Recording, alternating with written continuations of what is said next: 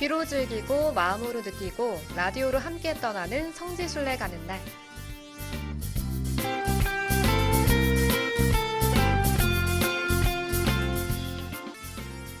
이 시간은 라디오를 통해서 비대면으로 성지순례의 즐거움을 누리고 또 감동도 느껴보는 시간인데요.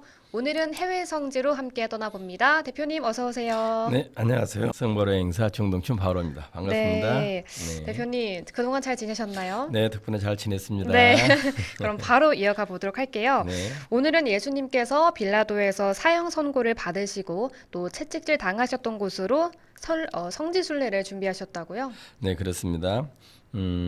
예수님께서 베드로가 모른다고 3번 부인했던 성당, 네. 즉 가야파 대사제의 집에서 지상에서의 마지막 밤을 보내시고 또 예수님께서는 이른 새벽에 이제 빌라도 법정으로 끌려가시고 사형 선고를 받으셨던 성당을 소개할까 합니다. 네, 성금요일 순환 예절이 떠오르는데요. 예수님께서 빌라도 총동 법정으로 가는 과정이 궁금하고요. 또 왜 가야 했는지 그것도 궁금합니다. 네, 알겠습니다. 로마 지역은 당시에 점령한 지역을 직접 통치도 했지만 이스라엘처럼 지역 출신에게 왕권을 부여하고 자치권을 주면서 다스리기도 했어요. 그 중에 하나가 이스라엘인데 네. 그래서 로마 황제는 헤로도 대왕이 죽은 후에 헤로도 대왕 아들 중 한 사람에게 왕위를 주지 않고 3명에게 왕위를 나눠서 줬거든요. 네. 누가요? 로마 황제가.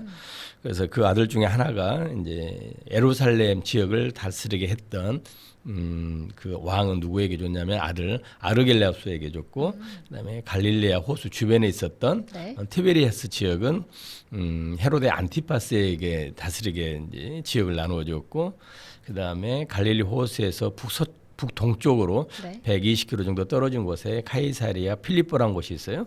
그것은 헤로데 필리포에게 다스리도록 지역을 나누어 줬죠.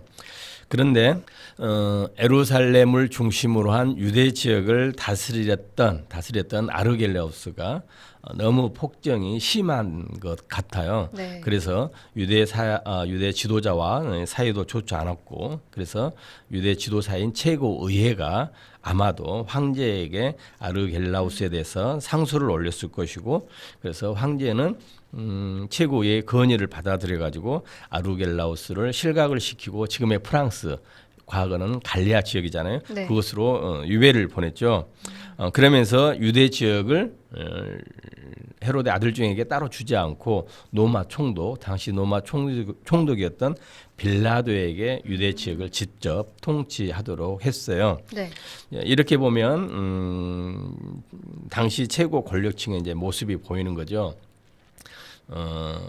로마를 대신해서 빌라도 총독, 그다음에 헤로데 아들 중에 하나인 헤로데 안티파스, 그리고 대사제를 중심으로 최고 의회를 구성하고 있었던 율법학자들. 여기에서 또 중요한 게 최고 의회는 사형 권한이 없었다고 그래요. 네. 예, 그래서 사형을 하려면 이제 빌라도에게 청해했고 헤로데 안티파스는 우리 세례자 요한의 목을 치잖아요. 네. 그래서 어느 정도의 권한은 갖고 있었지만 헤로데 안티파스는 예수님의 사형에 관해서 관여하고 싶지 않았었던가 그냥 발을 빼요 이제. 빌라도 또한 예수님의 죽음에 관여하고 싶지 않았었던 것 같아요. 네. 그러나 최고 의회 혹은 헤로데 안티파스나 그리고 유대 백성들이 자기를 해코지하여 황제에게 보고하고 아르겔라우스처럼 실각당하지 않을까 하는 걱정하면서 나름대로 이해관계에 있는 상태에 놓여 있었고요. 네. 결과적으로 설명이 길었지만 간단히 말씀하면 빌라도 총독이나 최고의회나 헤로데 안티파스가 이렇게 서로 어려운 관계, 서로 이해관계가 각기 틀렸지만 어쨌든 간에 최고의회가 빌라도를 지금 압박하고 있는 예수님을 사형에 처하도록 압박하고 있는 지금 과정인 거죠. 예수님의 이 사형 선고 이변에는 권력층들의 보이지 않는 그런 이해관계가 있었던 것 같은데요. 그럼 예수님께서 사형 선고를 받으신 곳은 어느 곳인가요? 안토니오 요새라고 그래요. 네. 안토니오 요새는 이제 헤로데 대왕이 예루살렘 성전을 재건할 때 소위 말하면 이제 요새를 지었어요. 근데 네. 그 안토니오 요새는 어떤 것을 역할을 했냐면 이제 이스라엘 사람 백성들이 이스라엘 유대인들이 큰 명절이나 또 성경을 중심으로 많은 사람들이 모일 거 아니에요. 네. 그래서 그 많은 사람들이 모이는 곳 혹은 성전이 다 보일 수 있도록 망루를 설치를 했고 그 망루를 설치한 지역에 이제 로마 군사들이 또 주둔할 수 있게끔 일종의 요새 겸 관절을 만들어 놨던 것 같아요. 그래서 평상시에는 로마 군사들이 망루를 지켜보면서 예루살렘 성전을 감시했겠죠. 결과적으로 유대인들의 동태를 감시했겠죠. 그리고 이제 이 과월절이나 오순절이나 뭐 이런 축제 때 이제 빌라도도 로마 황제를 대신해서 이제 이 예루살렘에 올 거 아니에요. 네.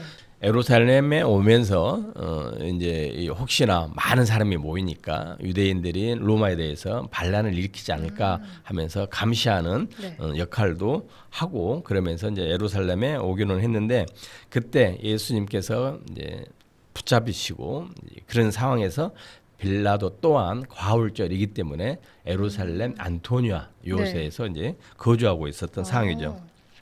그래서 지금의 그 안토니아 요새는 지금 다 없어졌어요. 없어지고 지금은 팔레스티나 학교로 그 자리에 위치해 있고 네. 오늘 제가 이제 알려드릴 소개해드릴 그 예수님께서 채찍질 당하시고 네. 사형 선고 받으셨던 곳은 과거에 안토니아 요새가 있었던 자리에서 더 위쪽에 현재는 이렇게 성당이 지어져 기념하고 있다라고 보시면 될 것 같아요.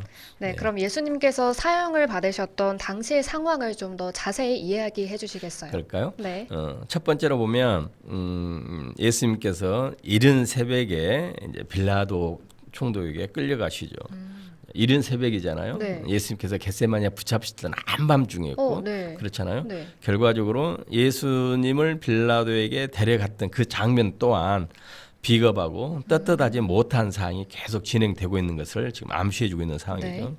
두 번째는 이제 등장 인물이에요. 아까도 말씀드렸지만 전날 대사제 가야파 집에서 한밤중에 최고위를 열어가지고 예수님을 사형케 하자라고 자기네들이 이제 모의를 했고 그래서 자기네들은 사형 권한이 없으니까 사형 권한이 있는 빌라도에게 이제 예수님을 데려가는 상황이고 축제에 참석하기 위해서 예루살렘에 있었던 헤로데 안티파스가 있는 거고 그리고 예수님께서 예루살렘에 입성하실 때 호산나 호산나 하시면서 하면서 종려나무를 그렇게 흔들면서 예수님을 열광했었던 이제 백성들이 네. 이제는 바라파를 외치게 되는 그런 이 소위 말하면 네. 상황이 벌어지게 된 거고 다시 말해서 이걸 좀 간단히 정리하면 이래요.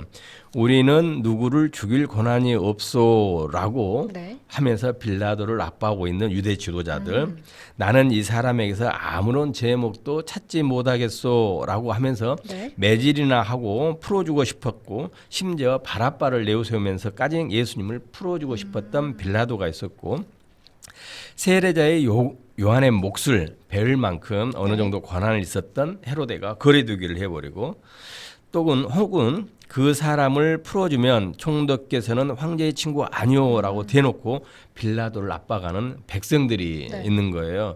결국 평소에는 서로 원수지간이었던 사람들이 네. 예수님의 사형에 대해서는 서로 친구가 되는 그야말로 불합리함의 네. 전형을 이 장면에서 지금 보여주고 있는 것이죠. 성서 말씀대로 서로 원수였던 이 사이였던 이들이 예수님을 죽음으로 몰아넣는 데는 친구 사이가 된 네. 거고요. 또 복음서에 따르면 예수님께서 골고타에 끌려가시기 전에 정말 모진 고초를 당하시잖아요. 그렇죠. 복음 말씀에 따르면 예수님께서는 전날 네. 가야파 대사제 집에서 뺨을 맞으시고 침뱉음을 당하시고 헤로데 군사들에게는 업신여김을 당하시고 또 네. 조롱당하시고 빌라도 군사들에게는 총독 관저에서 채찍질을 심하게 당하시잖아요. 네. 그리고 온갖 모욕을 당하시면서요. 여기에서 예수님께서 채찍질 당하시는 장면을 좀 더 상상해 볼 필요가 있어요. 네. 당시 풍습으로는 이 채찍질을 40번 넘으면 안 된다고 그래요. 왜냐하면 네. 이 채찍질이 이제 가죽으로 만들어져 있고 그 가죽 채찍질 사이에 납덩이들을 다 붙여놨는가 봐요. 네. 그래서 이 납덩이가 붙여져 있는 가죽 이 채찍질을 40번 맞으면 사람이 죽는다고 그래요. 어. 그래서 죽지 않을 만큼만 이렇게 때렸다고 하는데 네. 우리가 영화를 통해서 보면 예수님께서 돌기둥에 손이 묶이시고 이렇게 그 상태에서 이제 백인대장이 납덩이가 달린 가죽 채찍으로 예수님을 막 때리시잖아요. 네. 이제 온 몸이 망신창이가 되도록 때리시는데 생각해 보세요.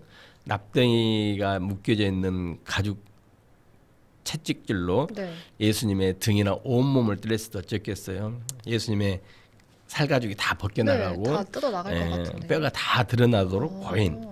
예수님께서 얼마나 이렇게 힘든 책찍질을 네. 하셨냐면 이제 예수님께서 지으셨던 그 십자가가 당시 한 50kg 정도 됐다고 그래요. 네. 그래서 그 50kg 되는 십자가를 지을 수가 없었기 때문에 네. 십자가를 걸으실 때 길 가던 키레네 사람 시몬에게 대신 네. 지으라고 할 정도로. 아. 그리고 또 하나는 예수님께서 십자가에 돌아가셨을 때 그날이 이제 오후 5시가 되면 안식일이 되니까 예수님의 시신을 빨리 치웠어야 됐거든요. 네. 그래서 빨리 죽게 하려고 예수님 옆에 있었던 강도 2명 있었잖아요. 네. 그 2명의 강도에 정강이를 쳐서 숨을 모시고 압박하게끔 죽게끔 하려고 두 정강이를 치는데 예수님을 치려고 봤더니 이미 예수님께서는 돌아가셔 있었던 거예요. 그러니까 이 채찍질이 너무 심하게 가혹하게 이렇게 맞으셔가지고요. 그러니까 이런 상황이죠. 네, 그런데 산 사람을 십자가에 못 박아서 죽게 만드는 이 십자가형이 사실 예수님을 돌아가시게 한 십자가형이잖아요. 그렇죠. 사실 이게 유대 풍습이 또 아니라고 하던데요. 네, 이 십자가행은 유대 풍습이 아니라 본래 페니키아에서 유래가 됐다고 그래요. 그럼 네. 우리가 페니키아 지역은 어딜까라고 생각할 수 네. 있는데 성서에 잘 나와요. 시돈과 띠로 지역이 이제 페니키아 지역이었거든요. 네. 우리가 성서에 보면 이렇게 말씀하시잖아요. 너희 소위 말하면 이제 코라진과 벳사이다 그리고 가파르나움을 꾸짖으며 사시는 말씀이에요. 너희에게 일어난 기적들이 띠로와 시돈에서 일어났더라면 그들은 벌써 해결했을 것이다라고 그 언급된 시돈과 띠로가 바로 페니키아 지역이고 네. 또 요한복음서를 보면 예수님께서 순환 여정을 가실 때 시돈과 띠로 지역을 방문하시고 이제 예루살렘 순환 여정을 떠나시는 것으로 보여주고 있고요. 위치적으로 보면 카이사리아 팔레스티나라는 곳이 있어요. 네. 지금의 이 요파 위쪽에 있는데 그로부터 또 쭉 올라가면 대략 한 200km 정도 가면 위치 있는 소위 말하면 이 해변가에 있는 나라였거든요. 네.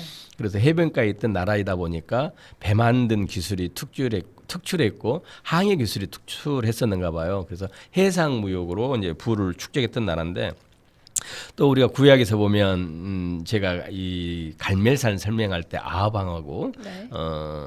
아하방의 부인인 이제벨에 대해서 이렇게 설명해 드린 적이 있는데 이 북이스라엘 왕국의 아하방의 아내인 이제벨이 바로 페니키아 출신의 공주였거든요. 네. 네, 그리고 또 우리 효정 아나운서님도 잘 아시겠지만 우리 노마 역사에 있어서 포에니 전쟁 잘 알고 계실 네. 거예요.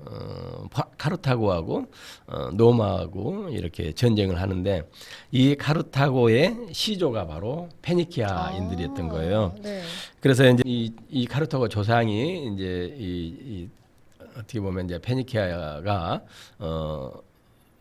페니키아인들이었는데 노마 제국도 사실은 이 카르타고의 전쟁 카르타고와 전쟁, 즉 포엔 전쟁에서 승리한 이후에 노마가 노마 제국으로서 이제 발전하게 네. 되는데 어쨌든 이 십자가 형벌은 페니키아에서 유래가 됐는데 이 유래가 된 이유는 뭐냐면 네. 중재인들은 이 신성한 땅을 밟을 자격이 없다. 그래서 십자가에 매달려 가지고 짐승들의 먹이가 되거나 아니면 십자가의 고통 속에서 네. 서서히 죽고 그래서 서서히 죽으면서 그 고통을 더 가중시키면서 이렇게 했었던 형벌인데 굉장히 무거운 형벌이잖아요. 네.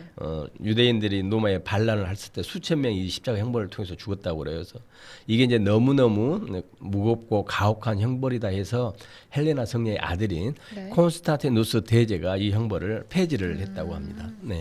사실 제가 와닿진 않지만 사실 이 십자가 형벌이 정말 가혹하고 잔인한 형벌인 것만큼은 정말 확실한 것 같고요. 또 이 예수님께서는 사형 선고를 당하시고 십자가의 길을 걸으시잖아요. 그때 그 길은 어떤 길이고 현재는 어떤 모습을 좀 가지고 있나요?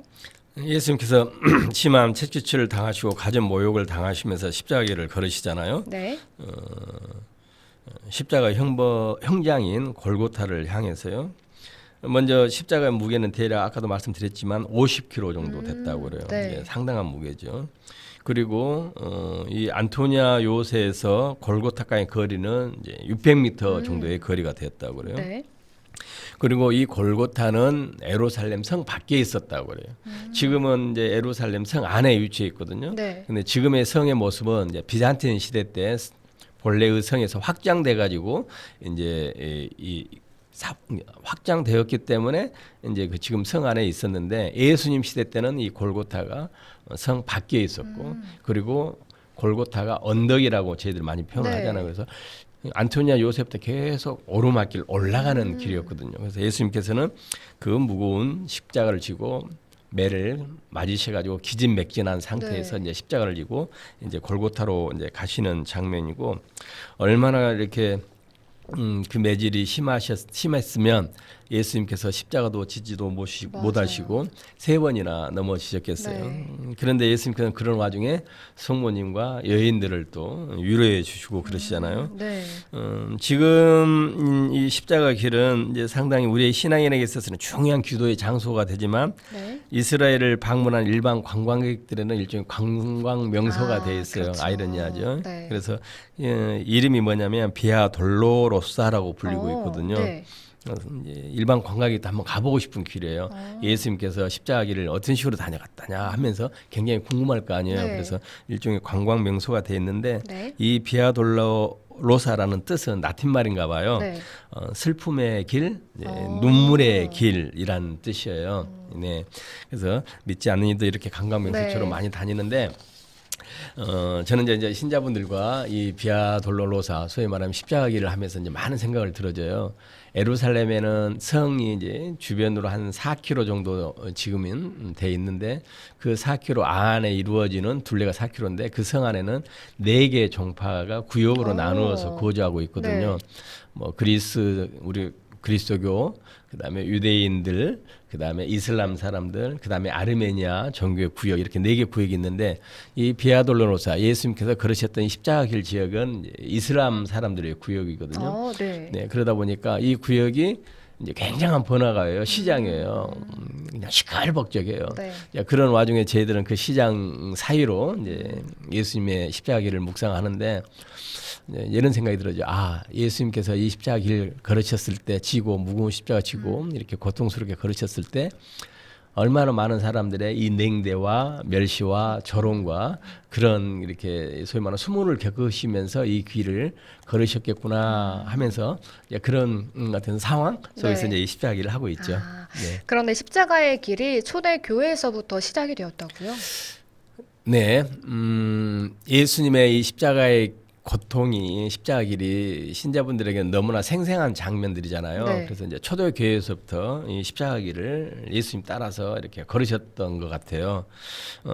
그러다가 이제 5세기, 7세기에는 이게 어디서부터 시작이 됐었냐면 네. 예수님이 잡히시는 장소가 겟세마니시잖아요. 네. 그래서 겟세마니에서 앞에 키드론 계곡을 지나서 대사제 가야파의 집, 어떻게 보면 예수님께서 사형 선고를 최고에게 이제 고발당하는 입장 뭐 그런 곳 그 네. 대사제 집을 지나서 이 골고타 이 순으로 이렇게 십자가기를 하다가 이제 이스라엘 지역이 이슬람 사람들에게 이제 638년에 이제 침범을 당하거든요. 그래서 네. 이제 이슬람 사람들이 쭉 이제 이스라엘을 이렇게 점령하게 되는데 그때는 아무래도 이슬람의 통치를 바꾸다 보니까 여러 가지 상황이 좋지 않았겠어요. 네. 그래서 짧게 예수님께서 최고의회에서 이제 최고의회에서 이제 사형 선고를 이렇게 고발하자, 사형토록 하자라고 결의했던 네. 그 장소에서 골고타까지 짧게 오. 이렇게 하다가 네. 이제 이 프란시스코 수도회가 그 중에서 작은 형제가 특별히 이제 이스라엘 성지를 1330년경에 성지를 지키기 위해서 들어오는데 네. 이 프란시스코 작은 형제가 1540년경부터 본인들을 수도자들이 이 십자가길을 했던가 봐요. 지금과 같은 그 길을 통해 가지고 그래서 이제 이게 이제 발전이 됐고 또 특별히 이제 십자가 길을 꼭 성지에서만이 아니라 프란시스코 수도의 안에서 예수님의 십자가의 길을 지금 우리 성당에서 십자가 길을 한 것처럼 그렇게 모양을 만들어 가지고 수도 성당에서 이제 십자가 길을 하는 게 지금은 우리가 모든 성당에 있잖아요. 네. 14처가 있잖아요. 그래서 지금 우리 성당에서도 14처가 할 수 있게끔 오늘날까지 이렇게 발전이 이제 돼 있었던 것 같아요. 그래서 모든 신자분들이 네. 성당에서 비록 성지는 아니지만 예수님의 순환의 고통, 십자가기를 지금은 본당해서 개별적으로 아니면 여러 신자분들이 아니면 본당 전체 신자들이 같이 기도할 수 있게끔 본당에서 할 수 있게끔 지금까지 이렇게 완성되어 있는 어떻게 보면 그런 형태라고 볼 수 되겠습니다. 네, 저도 이 비아 돌로로사 한번 가보고 싶은데요. 네, 오늘은 이스라엘의 예수님 십자가 사형 선고 성당으로 함께 순례를 떠나봤고요. 성바오로 여행사 정동춘 대표님과는 이만 여기서 인사 나누도록 하겠습니다. 오늘도 좋은 말씀 감사합니다. 네, 감사합니다. 네. 네.